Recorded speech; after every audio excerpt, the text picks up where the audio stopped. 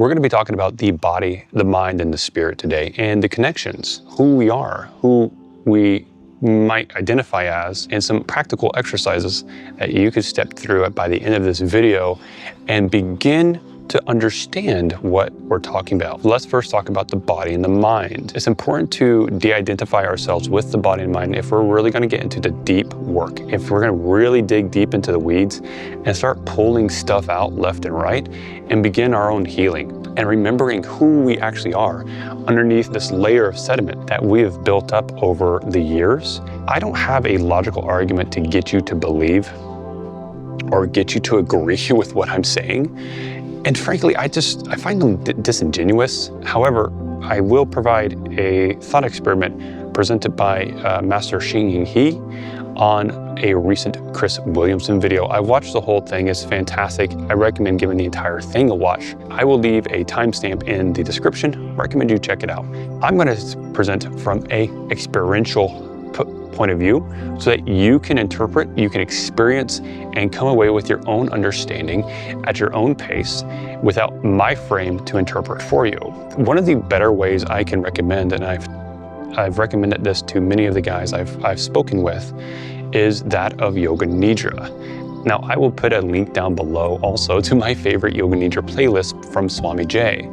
I recommend just watching the second video to start off with.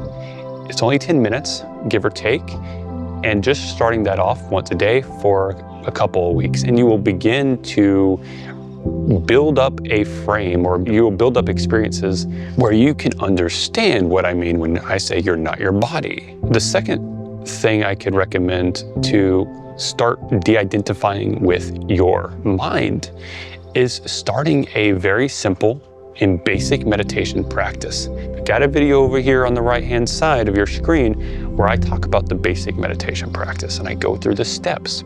My first meditation practice when I started back into December of 2023 was I simply sat still.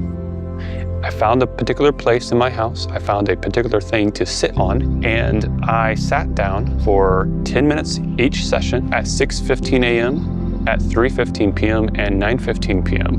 And I would come to a place about 3 or 4 weeks, I would say, where I was able to settle in and rest in my awareness on the third eye. And from there, really settling in to that position, I was able to see, and see is the best word I can use right now. I could see my thoughts. I could see the mind. I could see the construct of the mind. I could see the emotions interweaving with my thoughts. I could see how the emotions and the thoughts linked back to the body. I could see how if I triggered a thought or an emotion, how it would trigger a response in the body as well. This is where I realized, truly for the first time, that I'm not my body or my mind, that these are separate. And I began changing my language. I began changing my perspective on where I lived from. And this is where the power comes from. You see, if you can shift from your body, that you are not your body, you can shift from that you are your mind to I am a spiritual being, or I am a spirit, whatever you want to phrase it, whatever your phraseology you want to use. Your power shifts with it because your power is directly derived from how you identify. But shifting from the body and the mind to a spirit or spiritual being like I have, I started to realize, fully and truly understand what it meant to take full responsibility. I realized what my capacity for creation, what my capacity for thought, what my capacity for creating reality through the mind and through the body, and the purposes of each. And this is a very freeing paradigm shift. So I'm going to leave you here with this question.